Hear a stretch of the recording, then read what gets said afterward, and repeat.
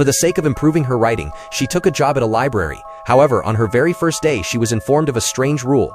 The books here are not for reading by you, by me, by anyone. Ellie thought to herself that this completely defeated the purpose of her coming here. Just as she was wondering how to refuse, she was stunned the moment she stepped into the library.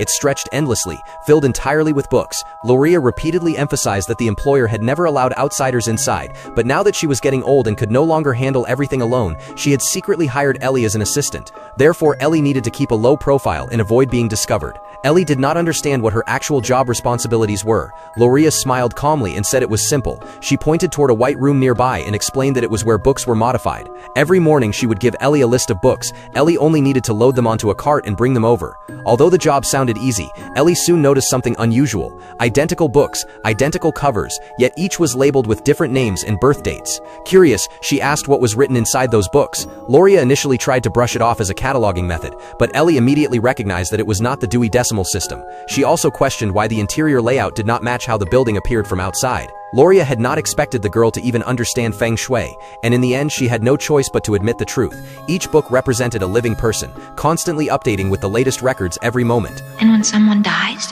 When someone died, their book would immediately be removed from the shelves and sent into the White Room, where the employer would decide how the final chapter should be written. After explaining, Loria warned Ellie again that this was not an ordinary job but an honor, so she must keep it secret. Ellie responded with a mysterious smile. She had been worrying about a lack of writing inspiration, and now, while Loria entered the White Room, she secretly found her own book of life to glimpse her future. Giving in to temptation, she finds the book of her life, opens it, and reads. A loud crash echoed throughout the library. Hearing the noise, Loria asked what had happened. Still dazed, Ellie hurriedly explained that she had accidentally bumped into a bookshelf, and only then did she truly understand the meaning of the Book of Life. But Ellie could not keep secrets. As soon as she got home from work, she told her sister Lori everything. Lori had just changed into her work uniform and was preparing to leave. As someone working rotating shifts, earning money was her top priority, so she had little interest in listening, though she still agreed to have dinner another day to celebrate Ellie's new job. It was clear the sisters had a close relationship. That night, while Ellie was writing at home, the loud laughter from her neighbor made it impossible to concentrate. Furious, she went over to confront him, shouting that he should stop being so noisy every day. Doug, however, was rude and disrespectful.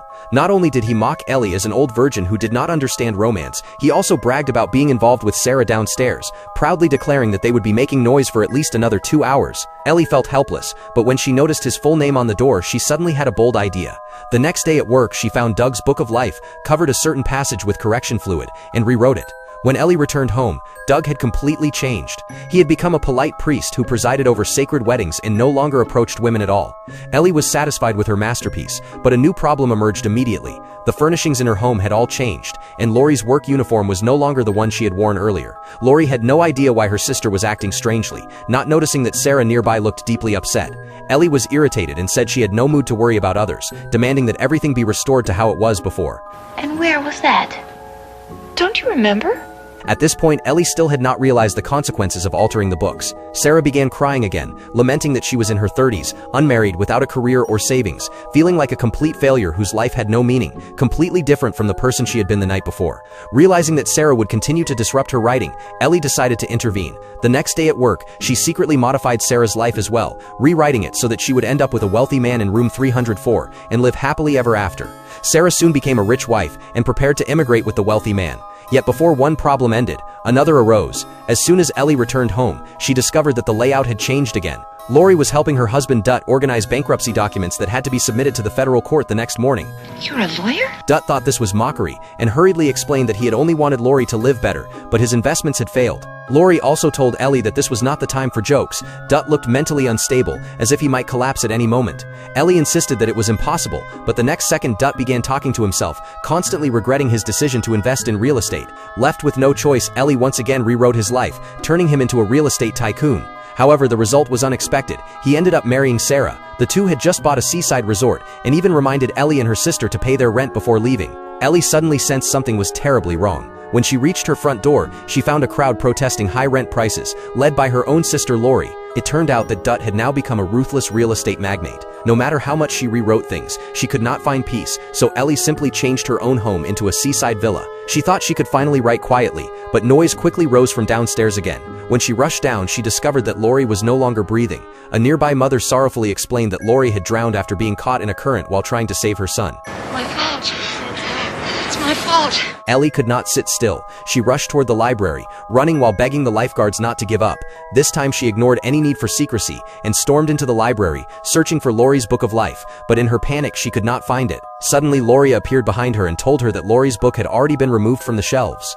Ellie collapsed in despair, believing everything was her fault and blurting out that she needed to change it back. Upon learning the truth, Laurie flew into a rage, ordering Ellie to find every altered book immediately. While searching, Ellie defended herself, saying she had not acted with bad intentions. She could have rewritten her own destiny, but had not done so. She only wanted a quiet place to write. Yet everything had snowballed beyond control. After locating all the modified books, Ellie begged Laurie to save her sister, but Laurie did nothing of the sort. Instead, she pushed Ellie out, accusing her of failing to consider the consequences of her actions. Human destiny is set from birth. Everyone is interconnected in countless ways. Changing one person inevitably changes many others.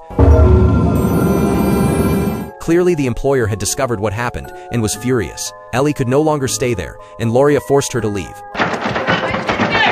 Just as Ellie frantically asked what would happen to her sister, Laurie suddenly called out from behind her. Ellie could not believe it. Seeing Laurie's clothing, she realized everything had returned to normal, and she embraced her recovered sister in tears. Laurie had no idea what had happened and was simply about to take Ellie out to celebrate her new job. Just a minute. I've got to go thank somebody. Ellie gently knocked on Laurie's door, wanting to thank her, but when it opened, a complete stranger stood there. Where's Gloria? There's no Gloria here, just me and my wife, Denise. We've lived here for more than 10 years.